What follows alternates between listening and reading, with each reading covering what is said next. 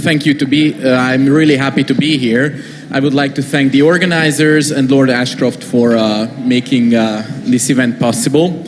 I'm so excited to be here on this stage with my distinguished panelists.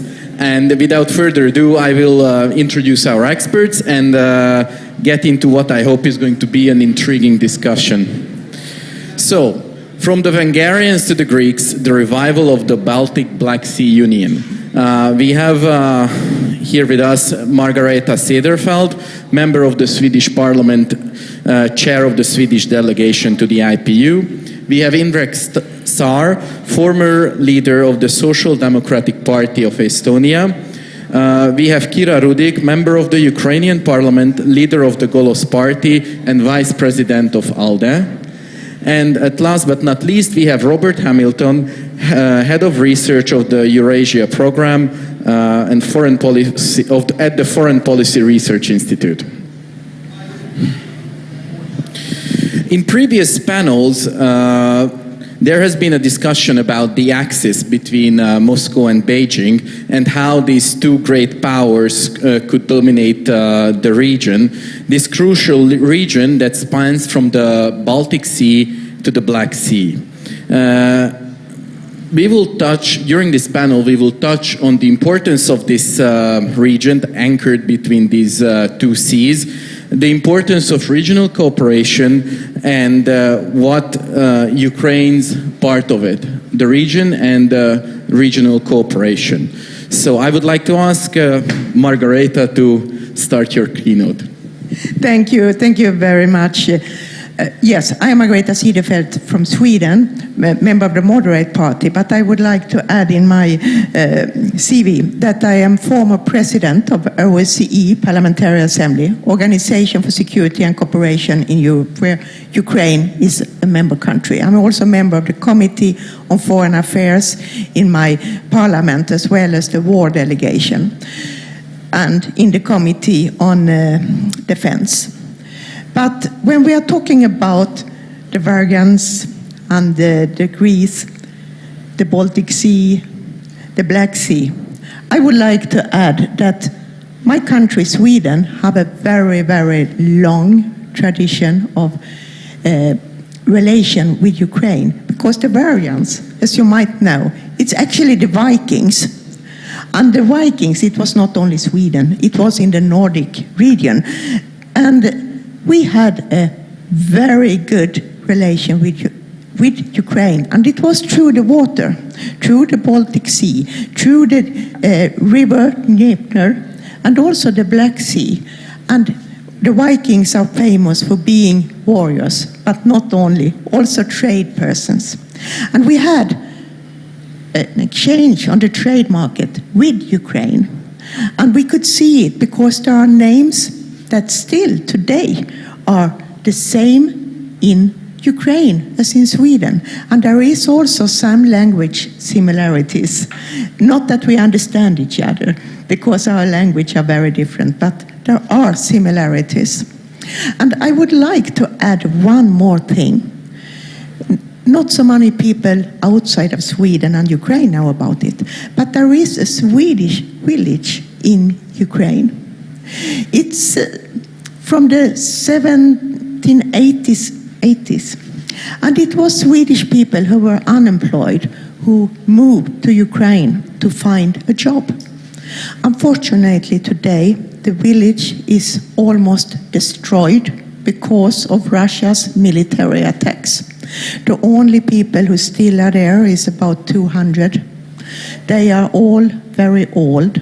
But I do still speak Swedish. I have been there, but I must say I don't understand so much of the Swedish because they speak a very old-fashioned way of Swedish. But I have kept the tradition, the Swedish tradition.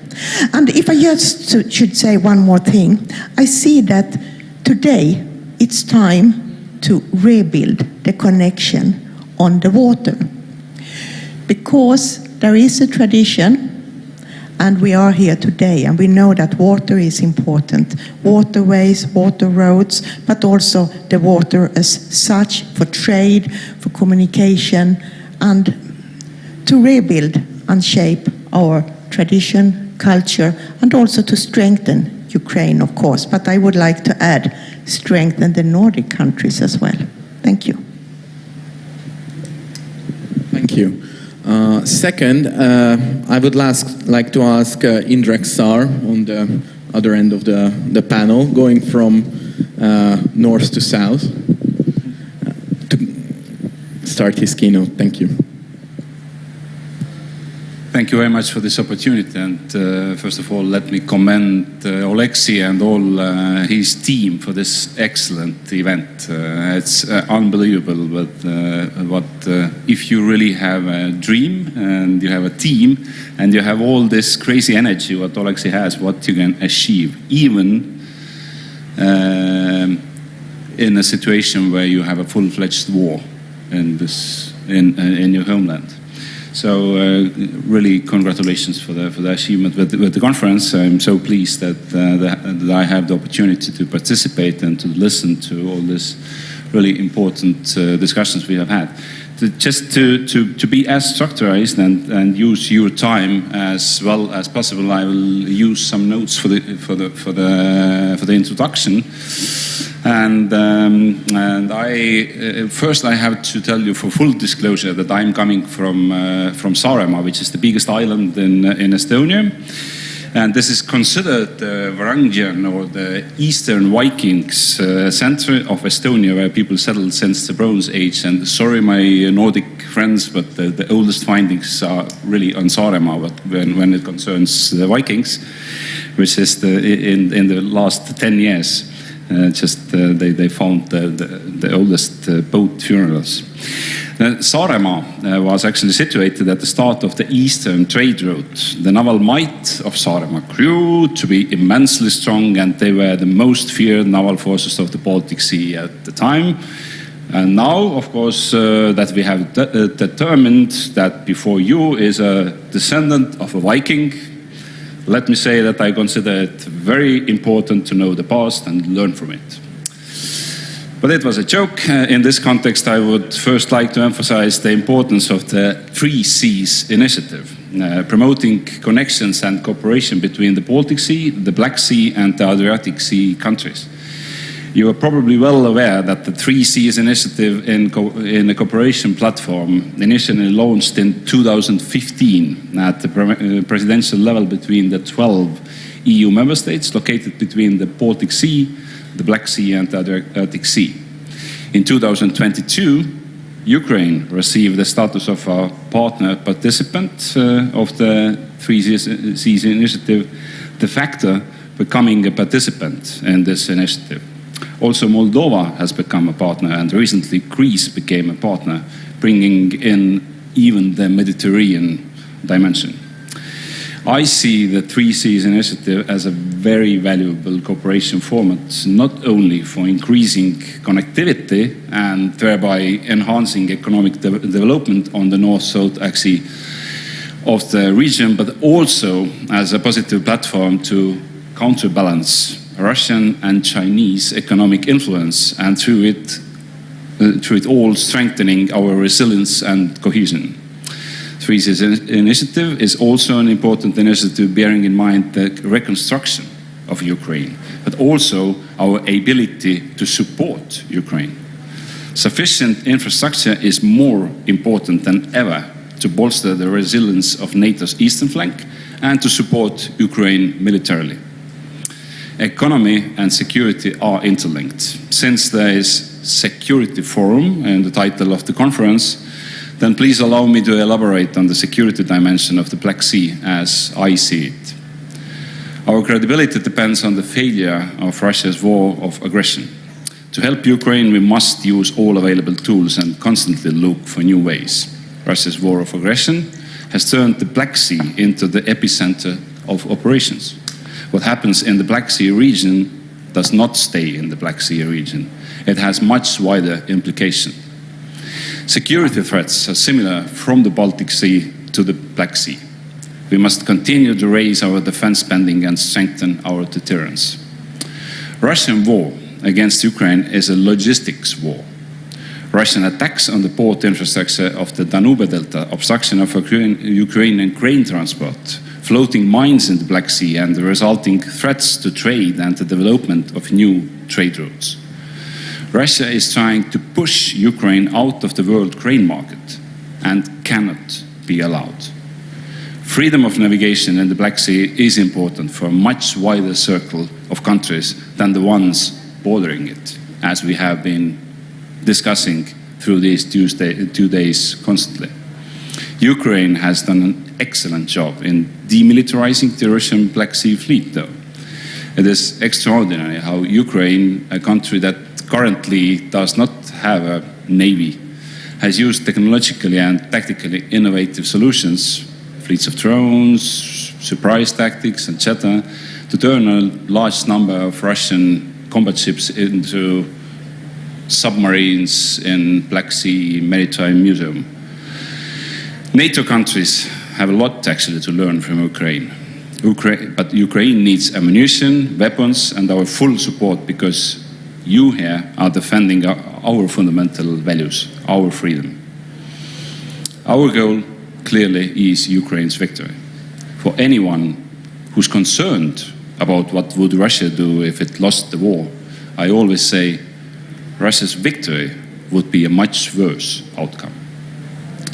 It cannot become the norm that a larger state can change its neighbor's borders with force. Larger state cannot decide whether its neighbor gets to exist as a state and as a nation. Aggression must be discredited, or it will become a norm. This brings me to the importance of impunity.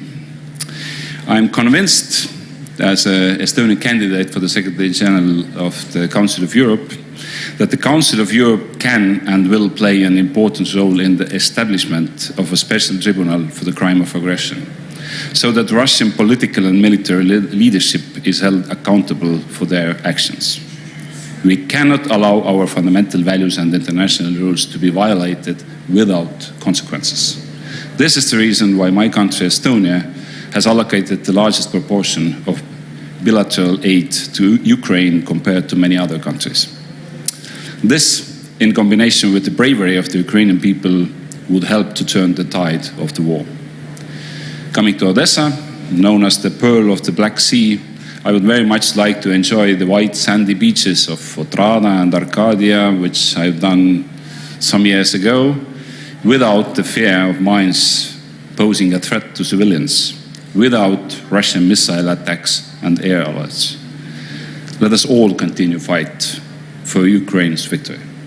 Slava Ukraini! Heroям слава! Thank you. Our third speaker is Robert Hamilton. I don't know if you're also going to start off with a sentence or two about the Vikings somehow.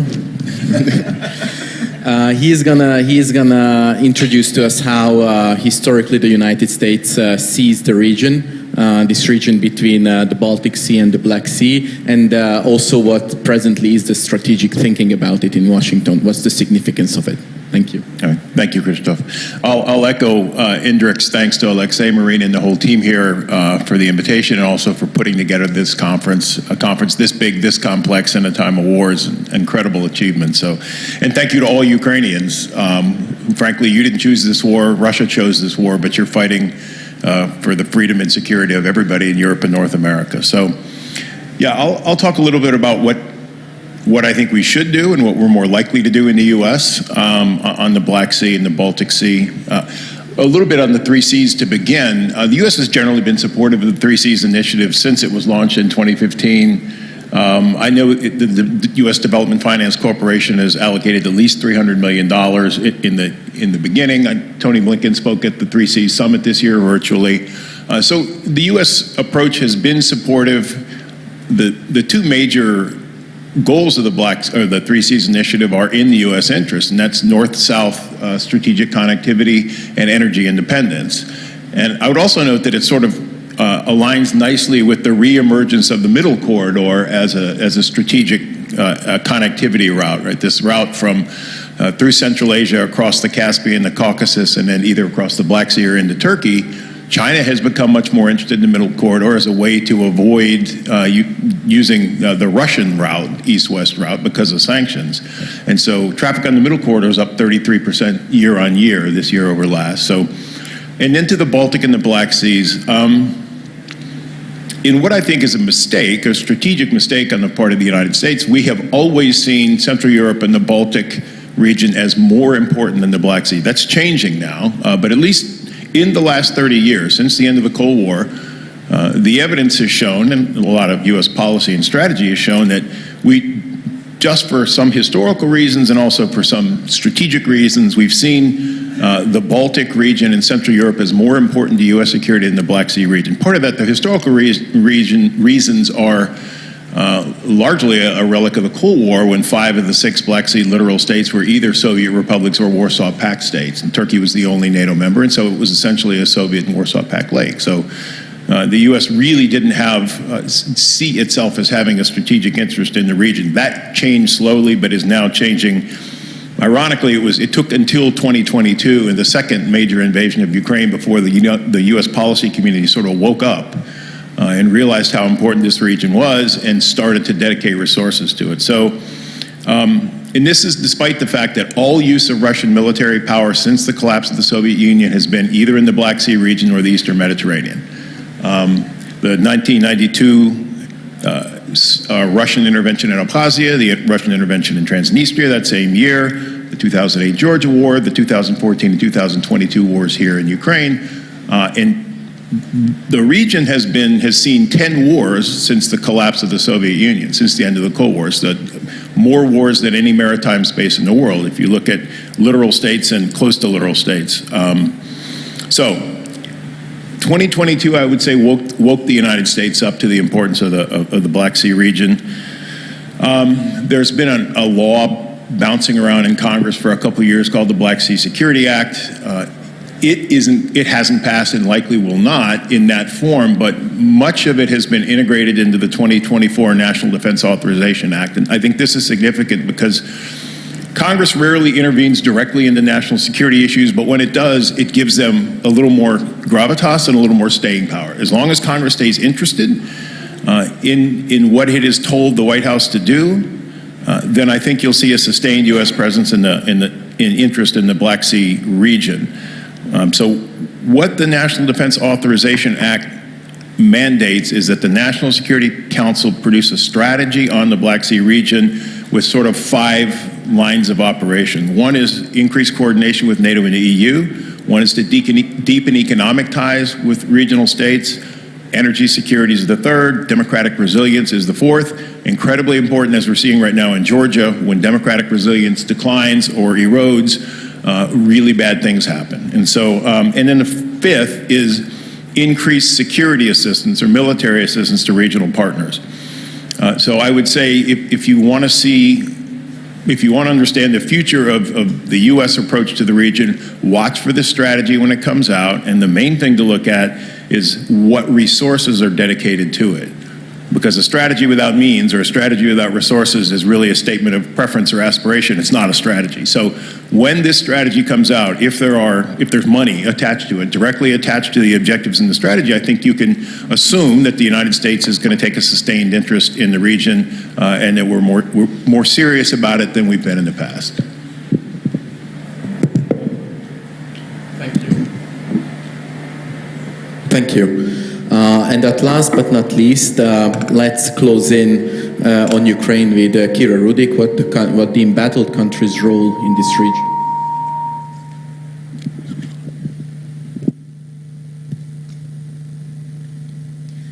Hello, everyone. It's a pleasure and privilege to be speaking to all of you. And let me start by thanking to all of you for coming here on behalf of the board of the forum. We are so grateful that you took time and interest to help us and to help Alexei in building attention to Ukraine and to Odesa and to Ukrainian South in particular. You know, it is not only amazing to greet all of you and hear from you how you're supporting Ukraine, because we know that we are amongst friends here. But it is also amazing that like hundred times of people meeting, you are talking about the means how you or your governments or your countries are supporting Ukraine, about bringing ambulances, about military support, political support. And we are taking a huge pride in never declining help. There has not been a case since the beginning of the full-scale invasion when somebody said, we are giving you help, and we would say no. Because we know that we are taking everything possible and impossible, everything necessary to help our country, our people to survive and win the war. And thank you so much to being such amazing partners in this very difficult path. Thank you.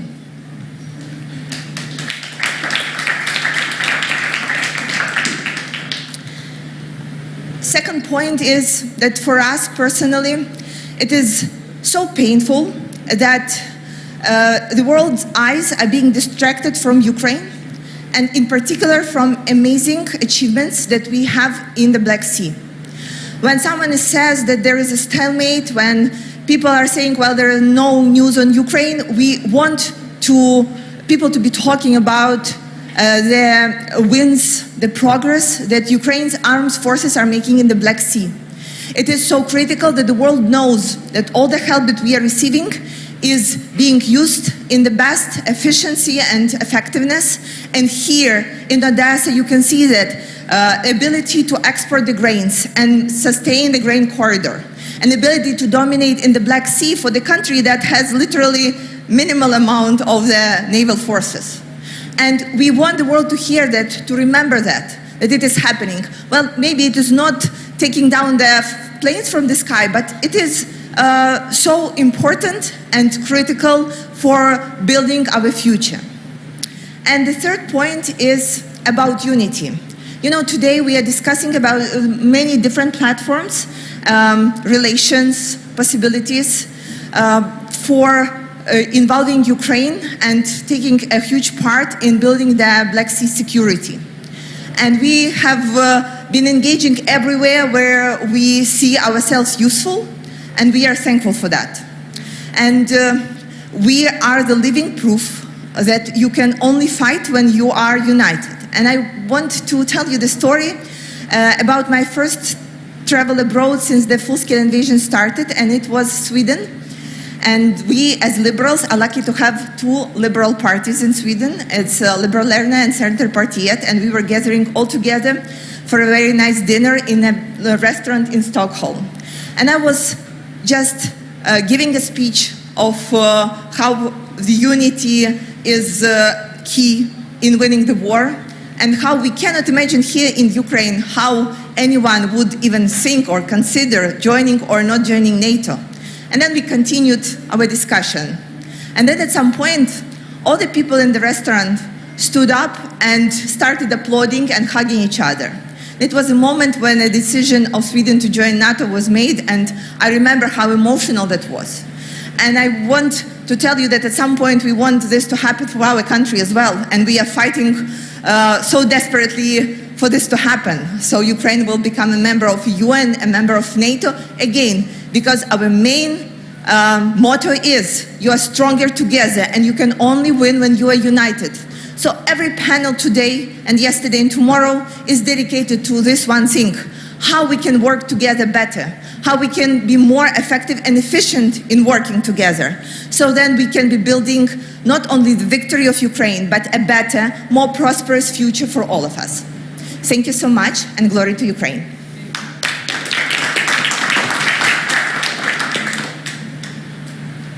Thank you. So, obviously, NATO membership is the goal, and that's where we are headed. It's in the Vilnius summit statement, but we are not there yet. It's not going to happen overnight. I think President Biden a couple of weeks ago also said that we are not ready for the NATOization of Ukraine. So my question for you all is, what kind of security arrangements can we have in the interim before this goal is achieved? and what can the region play in it? What's the role of the 3C initiative or the Bucharest 9 can play in any kind of security arrangements for Ukraine until NATO membership? I can start here and say that the short answer is there is a lot to be done. But let me be a little bit more precise. First of all, I would like to add a few things. I believe strongly it's important to be firm, to know what do you want to do, and then, of course, how to do it. And let me share the view. When did Sweden join NATO?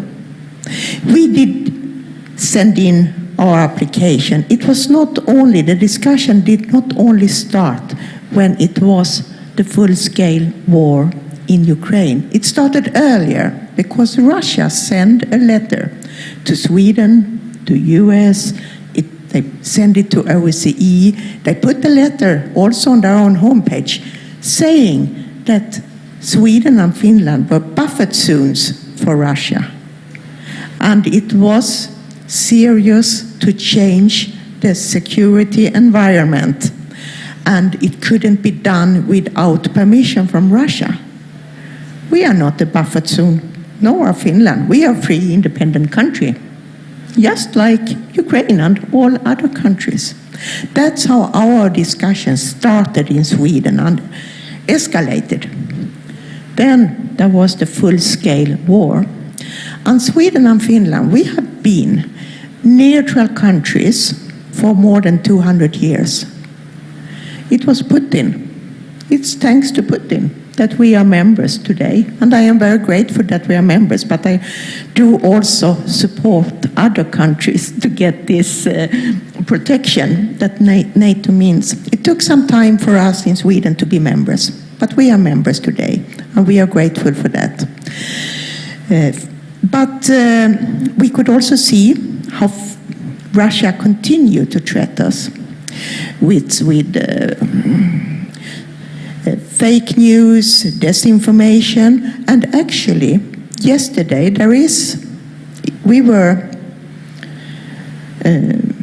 Russia sent an airplane to our air territory. We pushed it away with our airplanes. And why did I do it? First of all, there is a NATO training or exercise in the Baltic countries. But one more thing that I have heard. There have been the G7 meeting, there will be another one in Switzerland, and there is this meeting in Odesa. This is enough to make Russia upset. We should stay together, and we are supporting also Ukraine to be member. But let me go back to what can be done.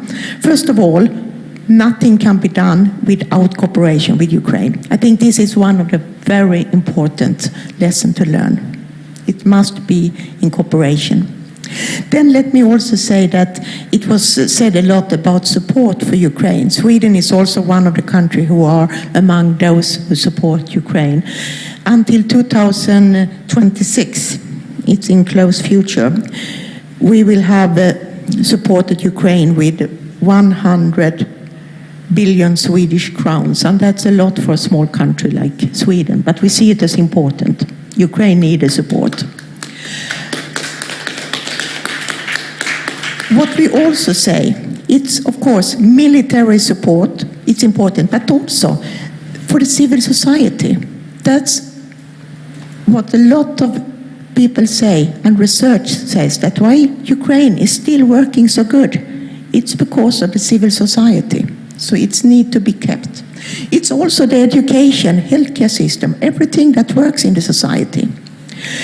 But let me mention what can be done until the NATO membership. One thing that could be done immediately, and I think that's something for us who are from the Nordic countries, but also from the Baltic countries, to bring with us. In all international fora, we cooperate in the NB8 format. It means the Nordic, Baltic countries, and we are 8.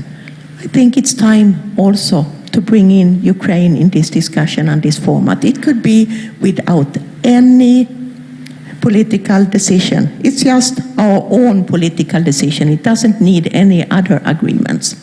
But let me also say that there are some structures inside NATO that Ukraine can benefit from.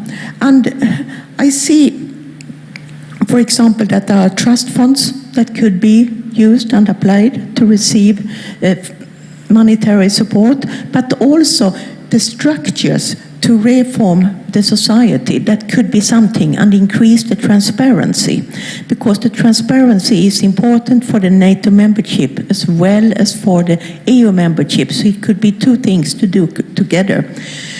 And I could speak for very long, but I will stop here because I know that my colleagues here in the panel do also have a lot of interesting things to say. So thank you. Thank you. I think Indrek signaled it that he would like to go second. Thank you very much. Coming from Estonia, of course, I have always the feeling that it's too little and too late what we are doing as collective West to support Ukraine. Although we clearly see that maybe one of the biggest miscalculations Mr. Putin did when he attacked Ukraine was that he was underestimating the capability of collective West in this particular situation to stick together and to support actually Ukraine without falling totally off. Although there are moments where we are not satisfied at all when it concerns how much and how in which time frame we are helping Ukraine. I think this today mainly we had a special panel dedicated to the Mr. Trump and possible re-election of Mr. Trump, and not only in this panel it was mentioned. Maybe it has been a good thing that we have a Republican Party in the United States who has been selecting Mr. Trump as a candidate for American president. Although it sounded in the beginning, and it still sounds a little bit difficult for me to imagine how I could vote for Mr. Trump. But maybe we should invent him if he wouldn't be real, because this fear that he's so unpredicted has actually made Europe to take the legs out and to do really something and to change the attitude. Because when we think back for some times before, then really there was a feeling that we don't need to do much, because anyway United States will be there always. Now when there is a fear that maybe the position of the United States will be changing and it's unpredictable, now Europe also is starting to invest more and more. So in this sense, maybe this is the good thing, and we should use this momentum to really argue and to put it on the agenda that Europe has to do more. And we have to find all the means to keep it as high as possible on the agenda. And we have to deliver, and we also have to take all the restrictions down as quickly as possible, because it's a nonsense that it's not legitimate to protect yourself by attacking the targets on the territory of the aggressor. It's a total nonsense that we still have some restrictions there, and we have to argue for that. And I think why I was before also quite concentrating very much on the 3 Cs initiative. I think this kind of forums where the eastern flank is working together also help to put pressure and to advocate for the perspective from these countries who feel it on their own skin. Because some of the biggest players of Europe might not have the same understanding how urgent it is, how much we need actually to do more to support Ukraine. So I also very much believe in that all initiatives where the eastern flank can put more pressure on other European countries are very much appreciated. Thank you so much. I would like to add to that. You know, we are working with all our allies, all our partners, but there is a definite difference in the position and the perception from the countries who have borders with Russia or remember what the Soviet Union was, being a part of it, and the ones who tend to forget the threat and the issues that will arise. I would like to bring a point of what we are doing on the path to NATO. And right now we have these interim solutions of signing up the security agreements. And I totally agree that we can do more when we are using faster, more convenient forums of the east flank, because you know everybody has similar skin in the game, knowing that it's not the agreement that Ukraine needs, it's the agreement that everyone needs, because if we fail, then who is next? When we are talking about these security agreements that we are signing with different countries, and if I'm not mistaken, it's already 16 of them, and I think there would be more, that intend to protect Ukraine and help us to develop the security and defense on our path with NATO. I want to bring a painful point in our history, and it is a Budapest Memorandum. And if you talk to any Ukrainian about that, you will see a lot of pity and pain. And I think these security agreements is a chance for us to switch the history to having all the security agreements that we have signed now actually working and actually bringing us to where we need to be, having strong Europe that is capable to protect itself, and Ukraine being a part of this organization. Maybe right now it's those bilateral agreements, but at some point, of course, and we never change from this path, and our path is absolutely towards NATO. Sure. So I guess I'll build on some things that have been said. And Margareta, you mentioned that the Kremlin essentially drove Finland and Sweden into NATO, and I think that's absolutely true. It's also true. I say all the time the biggest threat to Russia's security is the Kremlin, because the Kremlin has caused things to happen that would not otherwise have happened. There's no way there would be 8 battle groups on the NATO's eastern flank had Russia not invaded Ukraine in 2014 and then again in 2022. The 2%, the Wales summit pledge in 2014, and the fact that many more countries are over it or on track to meeting it than would otherwise be is largely a result of some bizarre collaboration between Trump and Putin, right? I mean, the concern about what Trump would do caused Europeans to take their own defense more seriously, and the concern about what Putin will do has so in a way they're the joint fathers of European strategic autonomy. The fact that, I first came to Ukraine in 1997, and for a long time, I think Ukraine could have coexisted between Russia and Europe and had relations with both that were functional. Russia essentially has created a Ukrainian nation, a Ukrainian identity that was strongly anti-Russian, strongly pro-Western, and has in some ways driven Ukraine toward Europe and toward the West in the same way that it drove Sweden and Finland into NATO. So these are all things that did not need to happen, but the Kremlin sort of paranoid worldview, the mirror imaging, and accusing us of doing things that they are doing or would do in our shoes has caused them to react to threats that were latent or not existing at all as if they were real threats. And then they brought those threats, they brought those things into existence. So in terms of what do we do with Ukraine, first of all, the 2008 Bucharest Pledge, I think NATO probably won't do this, but it needs to formally separate Ukraine and Georgia. Georgia is no longer a NATO candidate in any real sense. It's a military liability in a way that Ukraine has demonstrated it's not. And politically, it's not ready for NATO, and I don't think, frankly, it wants into NATO or the European Union anymore. Georgia's gone a different direction. So I think we should say this openly and publicly. We're going to focus on Ukraine. Georgia can go where it needs to go, but the 2008 Bucharest Pledge is not operative anymore as far as Georgia. In terms of Ukraine, I think we're overcomplicating this.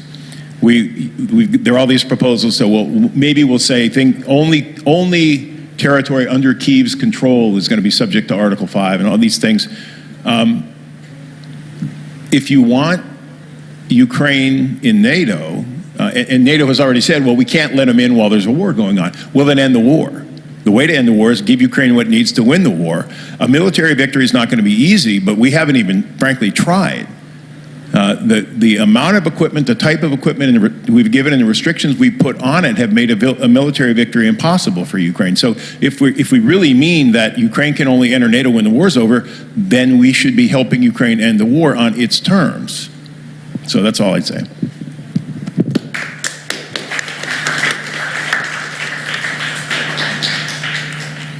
Thank you. Let's move on a little bit onto the EU, because Ukraine is also on the path of EU membership. So my question is, what's the best way to accelerate this process? First, on the part of Ukraine, what are the greatest roadblocks or issues that has to be addressed, and how Ukraine can address them? And then on the other side, how can the EU help to accelerate Ukraine's accession to the bloc? I can start again. Let me first say one thing. Ukraine's will to be a member of European Union, it's very long. I remember the Maidan. It started actually because Ukrainian expressed the will to be a member of European Union. And then have everything accelerated. And I think Ukraine have got the candidate status very fast. And it's because Ukraine's will to be a member and all the reforms that Ukraine have done. But it's important to continue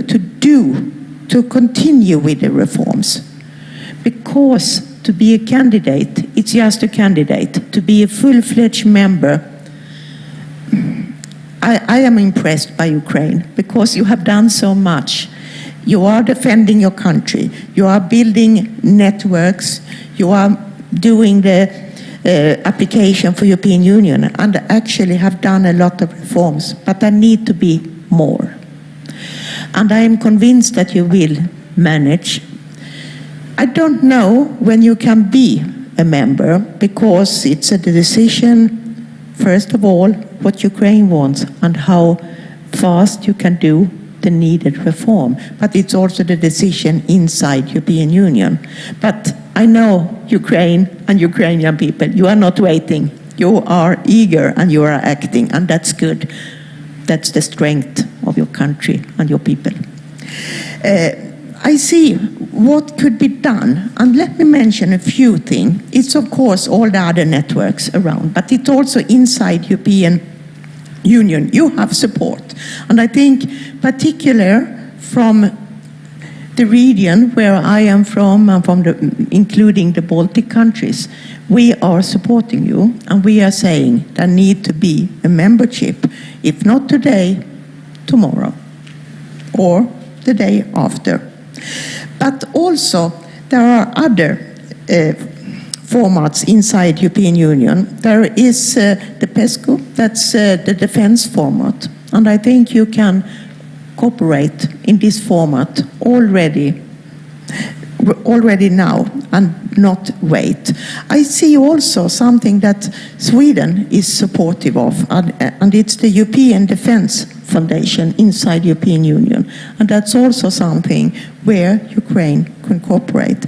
As said here, during the whole 2 days, is that Ukraine's sake is a sake for all of us. And I think if it's really is like that, it's up to proof also for European Union to stand behind Ukraine. And you mentioned about also here that the support from Sweden. And let me tell you, we are saying we stand behind Ukraine. And I have a colleague with me from the EPP family. We are not from the same party, but we are, I am from the moderate. And Fredrik, please raise your hand. From the Christian Democrats, both from the EPP party. And this shows, also mentioned here, the meeting with the ALDE group, that we stand behind. There was one party in Sweden, it was the Swedish Democrats. They raised their voice and said the support for Ukraine have to come to an end someday. They changed their statement 2 days later because people were smashing them and saying, no, no, no, Sweden stand behind Ukraine, and we will continue to do so. Thank you.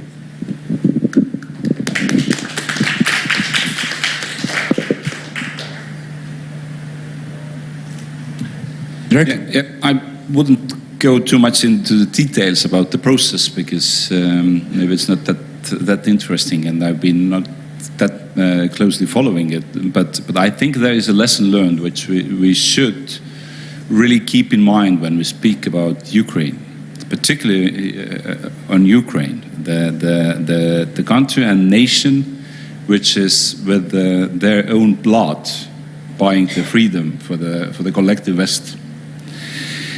We should not, however, how much time it takes, it's difficult to kind of assess. We in a situation which is in a way very dynamic, to use the word. You don't know how everything is going to turn around because there is a full-fledged war on the soil of Ukraine. And it's maybe not that important if it's going to happen on 28 or 29 or 31. But the most important thing is that this process may not be frozen in between. We have to progress constantly, because otherwise we might lose the fate of the Ukrainian people. And this would be a very bad thing, both for Europe, for the rules-based world order, and for Ukraine. So we have to be kind of very much aware of that we find any ways to move forward. Maybe sometimes it's slower, sometimes it's quicker, but we have to have this perspective, and we may not freeze it, because we have to keep this perspective, and we really need to progress for that, step by step.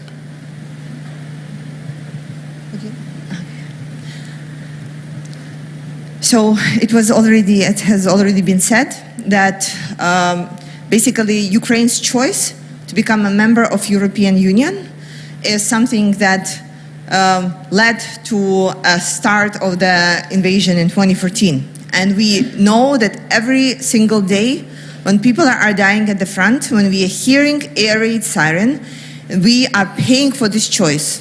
And we intend to keep this choice, and we are working tirelessly every single day to make sure that we as a country use this window of opportunity for us to become members of European Union.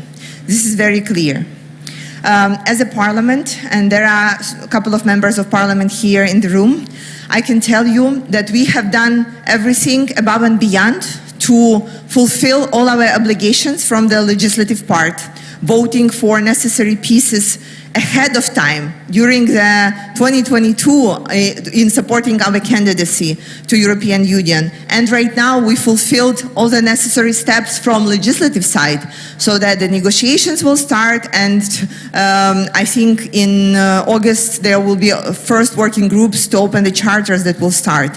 So this process is going, and I can tell you as a parliamentarian that when we have a list of the bills that we have to vote, the best way of pushing something is adding a small European Union flag near it, because it's something that people feel, oh, okay, I wouldn't even go deeply. We know that it is necessary for our country. And I will tell you a story from my personal life. So we as Golos party are the first liberal party to enter Ukrainian parliament. And in 2019, when we entered, we made some very naive and, how should I say it, very overarching promises to our people. And we, like in 2019, we said we will get the Istanbul Convention passed and many other things. And I can tell you, in 2019, when we were so new to European Parliament, to Ukrainian Parliament, sorry, it was something that I was having in mind. Nobody even wanted to bring that into the chambers to vote for it. And then in 2022, when we are preparing to getting the candidacy and we need final pushes to prove that we are really Europeans and we have European future, same parliamentarians, having same parliament, having different situation, voted for ratifying Istanbul Convention to push our country forward.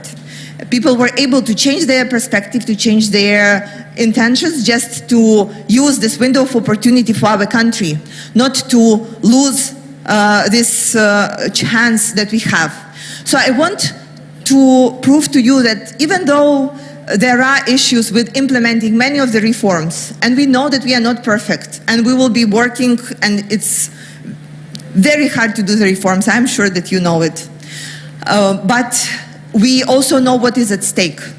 And there are certain things that would never have been passed through the parliament during the peacetime. But knowing what we are responsible for, many people in Ukrainian parliament are able to put their political ambitions aside to win the future for our country. And we need to acknowledge that and be grateful for that. And generally, we hope that we will move towards the European Union to the point when it will be on EU to figure out if the current system is ready to accept Ukraine, and we will be like, you know, the school kid who finally has all the homework done and nothing eaten by the dog. We are coming saying, look, all the points that you have given to us, given to us, we have it all done, now it's on you. And we are working every single day to get ourselves to this point where the decision be and the ball will be in your court.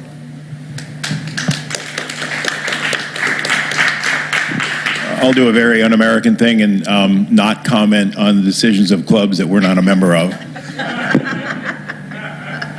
Thank you. Since our time is almost running out, I think it's time to open up the stage for questions. Yulia Klimenko in the second row.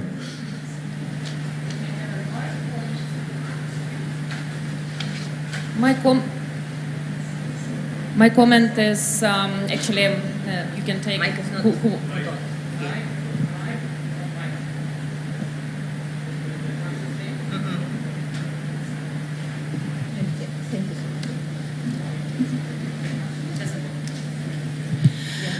my comment and question. Actually, we are talking that Ukraine fighting Russia, but this is not exactly the truth, because Ukraine fighting Russia, actually tyrannic club of Russia, China, North Korea, and Iran.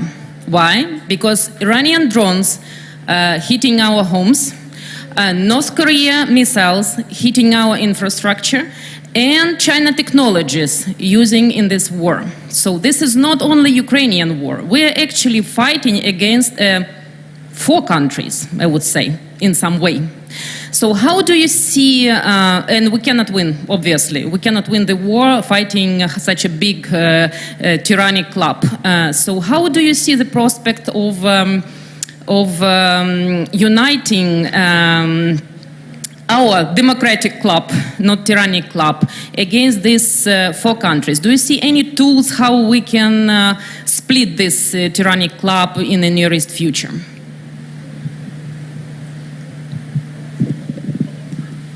Robert? So I would say the focus should be on China, and it's on us. So the Chinese response to this war, I just finished a book on China-Russia relations, and one of the chapters looked at China's response to the Ukraine war, and it's been nothing but self-interested. So the Chinese are very careful not to export anything to Russia that they know will trigger sanctions. So they know what's on the dual-use list, they know what's on the sanctions list, they stay away from that because they need access to Western markets and Western technology for their economy to grow. And the Chinese Communist Party's idea is that economic growth is the key to political stability and security. So we need to focus on the sanctions regime, and we need to find ways to incentivize China to stop doing what it's doing. I don't know what we can do about Iran and North Korea. They're pariahs.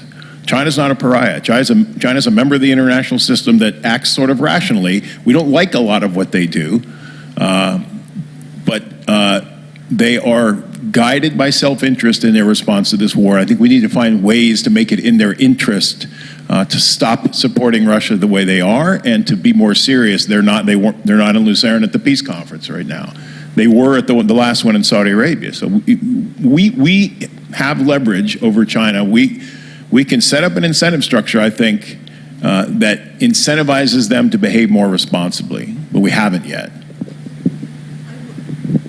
If I may add a few things, I totally agree with you in some parts. You stand alone, but you are also having support from European Union, from countries inside Europe, from Canada, from US, from New Zealand, from Australia, and we stand behind you.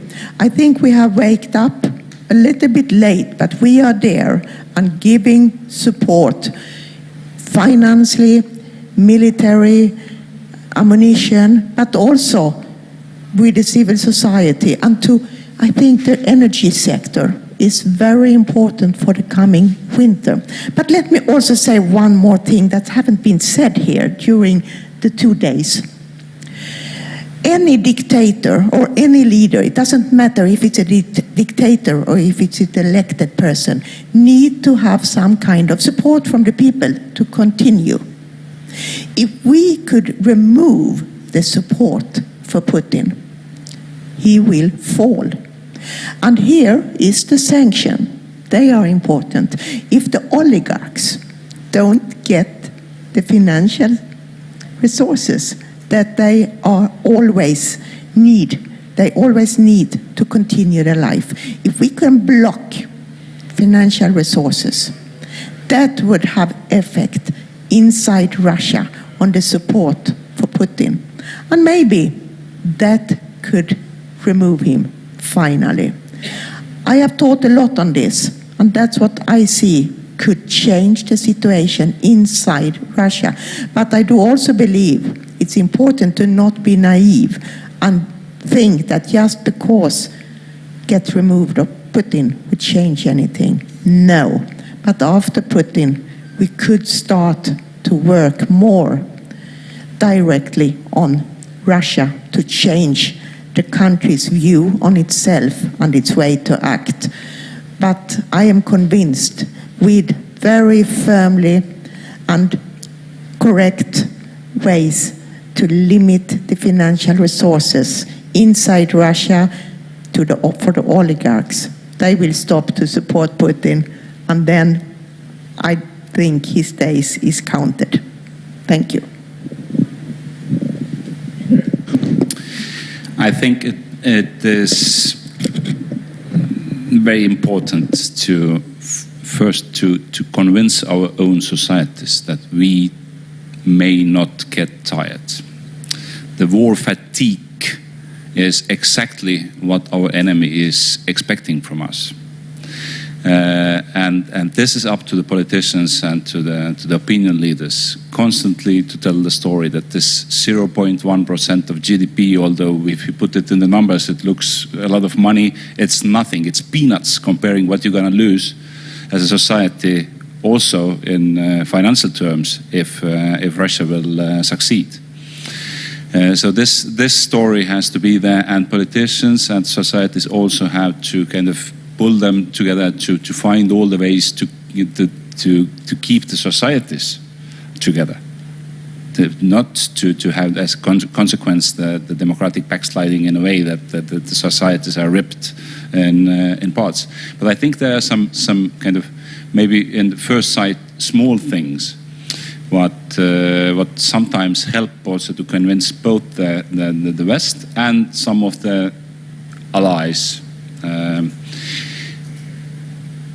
as much I know that there's a plan to make a exhibition, I hope it's already in the work, because Ukraine has many proofs of different parts of missiles, of drones, and all kinds of stuff, and it's perfectly written on these parts which are unexploited, from where it comes from.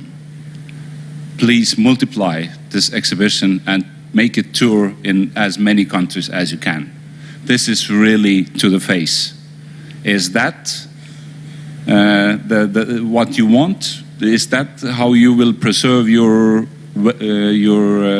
prosperity, with thousands of lives of Ukrainians? So we also should need this kind of clear messages. What is it all about? Are we taking more questions? Or I would like to take some more questions. Okay. Okay, Dalibor Rohac in the first row from the American Enterprise Institute. Thank you. Is it on? Can everybody hear me? Wonderful. So I have one recommendation and one thought experiment that could be posed as a question. The recommendation goes back to the beginning of our discussion. There was a wonderful episode on everybody's favorite The Rest is History podcast on Vikings going east with Neil Price, who is a British archaeologist at the University of Uppsala, who has documented this quest of the Vikings through Eastern Europe in search of Constantinople. I mean, it's wonderful. His work is wonderful as well. So everybody who's interested in this slightly obscure area of early European history, I think would be well served to give it a listen. My question goes back to, I suppose, the first question that you, Christoph, posed to our panelists, namely that if there is a common theme going through this conference, is this question of how can we collectively help secure Ukraine's future and deter Russia from ever trying anything like this ever again? And the sort of darker side of this is that this conversation is happening in face of questions about America's future role in Europe, and perhaps America's fecklessness will go away, as we all hope, but maybe it will continue. And that, to me, really, I think it drives home the urgency of turning the 3 Seas initiative, or rather this block of like-minded countries going from the Nordics through Poland all the way to Romania, into something more than it currently is. So I think there is a very straightforward case for turning into a unified lobbying force within NATO, within Western alliances, speaking in one voice, particularly for Ukraine's future membership. But B, and perhaps more controversially, perhaps as a source of security guarantees in and by itself. And the thought experiment is, imagine a consortium of countries in a coalition of the willing, going from Finland, Poland, Baltics, Romania, whoever wants to join, saying, whenever the war ends, a future attack on Ukraine is an attack on all of us. Regardless of who is in the White House, what Washington does and doesn't. I know, it sounds awfully like the alliance system of the 1930s, the project of Intermarium, and the ultimately failed effort of Central European countries to deter Nazi Germany and the Soviet Union. But I would say 3 things in its favor. A, there is a real degree of strategic like-mindedness between these countries that do understand what a threat Russia poses. There are no ifs and buts in Helsinki, in Tallinn, in Warsaw, in Bucharest. B, unlike some of these smaller countries of the era, these are some significant players. I mean, Finland proved already once that, Russian attacks on neighbors might not always be a great idea. Poland is spending 4% of its GDP on defense. And thirdly, it might have the added benefit of actually, inducing the United States to do more, because very often the complaint is that Europeans are not stepping up, are not doing enough, are not doing their fair share. Maybe, part of the answer to our problem is in greater sort of assertiveness coming from, this part of the of this part of Europe, spanning from the north to the Black Sea. Thank you. Thank you. So, one sentence of final comment to what Dalibor said, and then after that we will have to wrap it up because I've been receiving signals to stop. Okay, so just one sentence if you can. I think everybody agrees with what was said, honestly. And can I hijack it for like a little bit longer finish of the panel? Because, first of all, thank you so much. Like, we really need that assertiveness of our partners. And every time we hear somebody stepping up stronger and saying we need them to hit them harder, it also brings something in, not only on a political level, but on a motivational level. And I would like to use this opportunity to answer another question that many of you have been asking me here on the sidelines. And the question was how people are doing at 10 years of the war, at 2.5 years of the full-scale invasion. How are people motivated? Are people exhausted? What's the mood? And I want to end it with a personal story. So on January 2nd of this year, there was a missile attack on Kiev. And missile hit 400 meters from my home. I was at home. It was 7 a.m.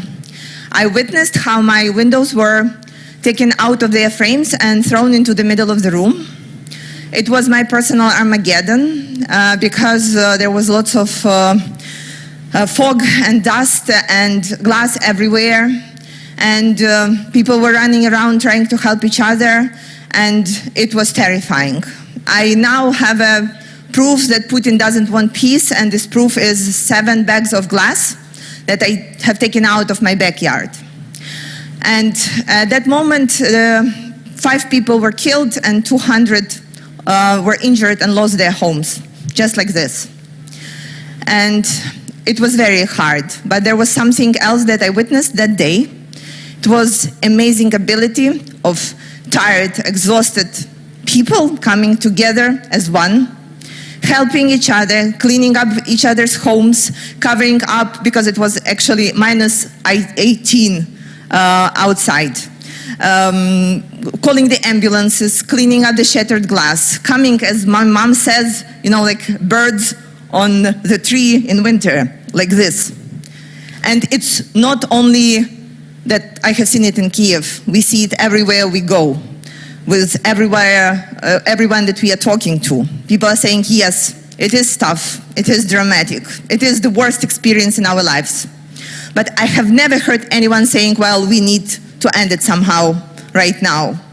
People say we need to get together and fight better, support our troops, because we know that we do not want this to continue. We know that we can win this. And this is one thing that I want all of you to get from this panel, from this conference. We still have it in ourselves. We still have it in us to fight and to win the war, and this is our main goal. And thank you so much for this conference in supporting and bringing us one step closer towards that goal.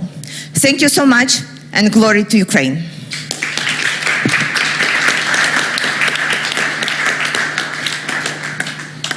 Well, I think that was a perfect conclusion to our panel, and we can agree to that. So at this point, I think we are finished. I would like to thank again the organizers for making this happen, and I thank our panelists for this discussion. Thank you very much.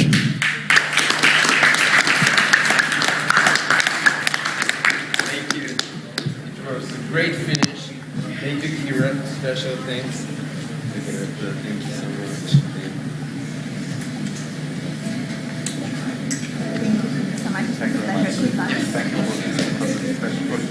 My dear friends, and now we have the great possibility. We are almost at the end of our meeting. So we will give a possibility to make a photo of our panelists and to give them possibility to sit down, to take their seats.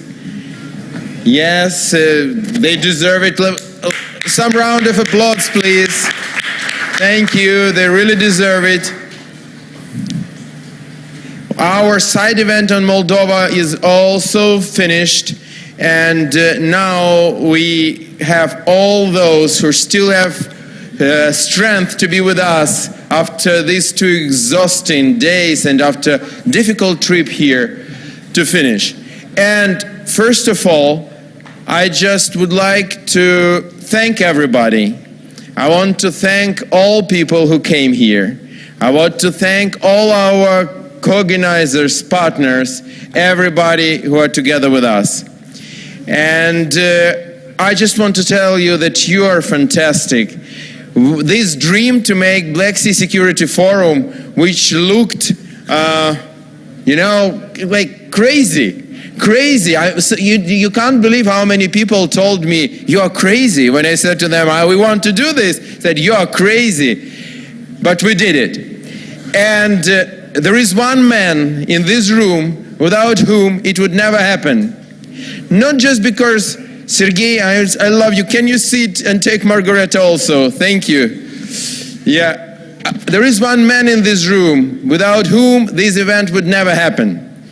And it's not just because his support, important financial support, which is very important, he's our lead sponsor, but it's because he was like, he said, Alexei, if you do this, I am with you, but you should remember, all responsibility is on you. You should know that you should do it on the level which will not be inappropriate for all of us. And we all tried our best. And I want to thank Lord Michael Ashcroft and ask him to say some words to all of us. Thank you.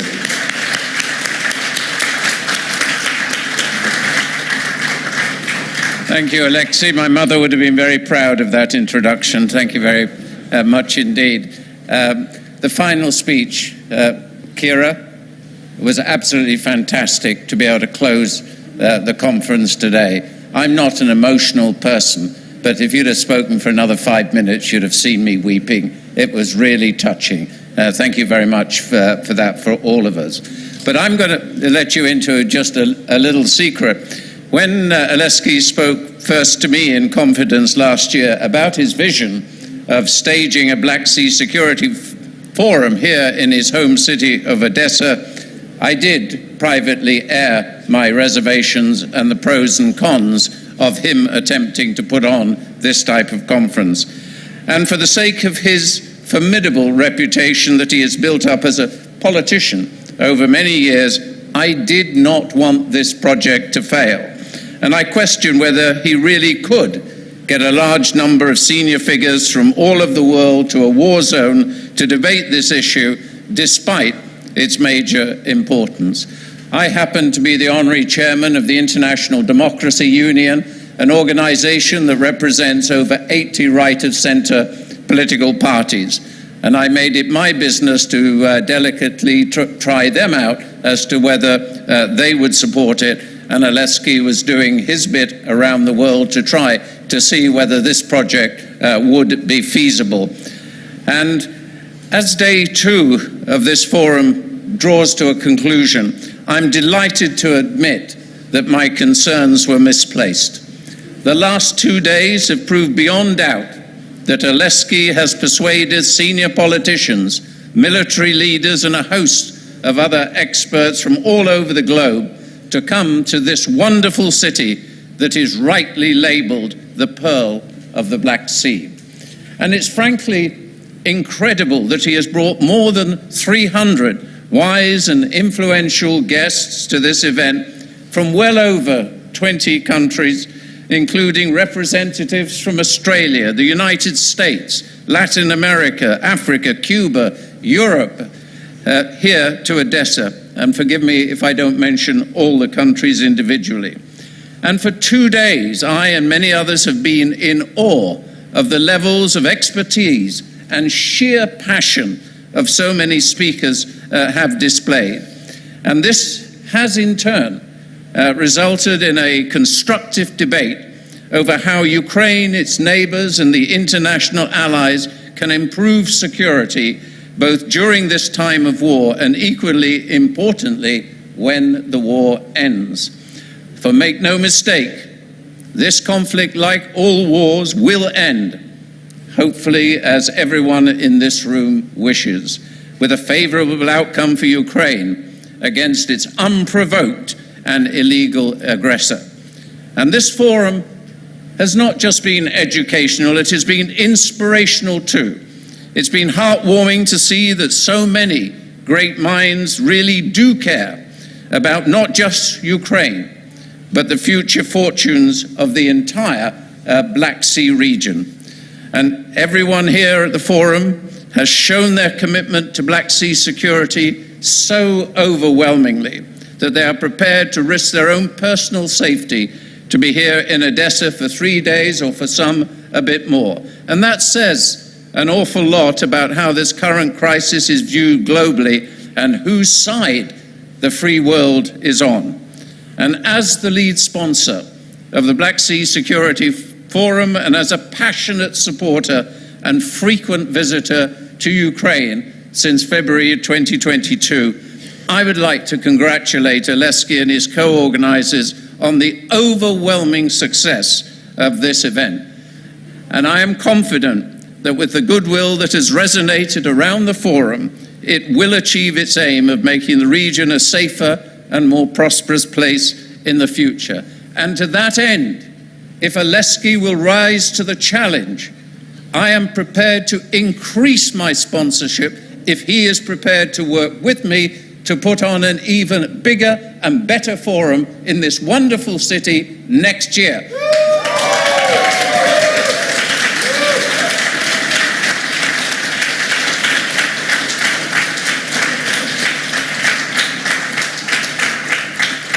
And for the avoidance of doubt, I heard something at the end of the last debate, and my view is hit them harder. Thank you.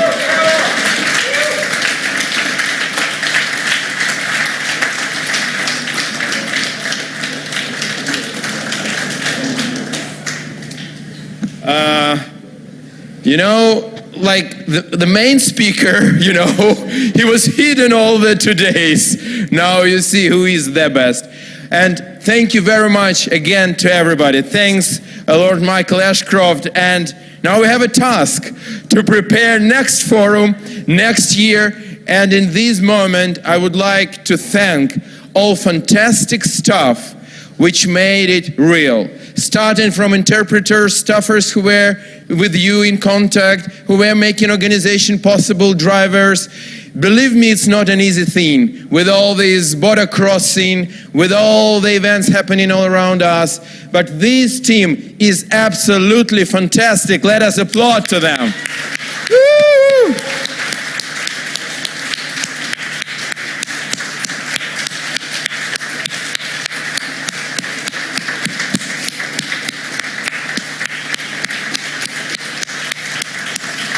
Thank you. It's really a standing ovation for you, ladies and gentlemen, who made it possible. Special thanks comes to Andriy Bondarenko, Marina Karlevits, Alisa Liptuga, and all others who made this possible. And again, thank you.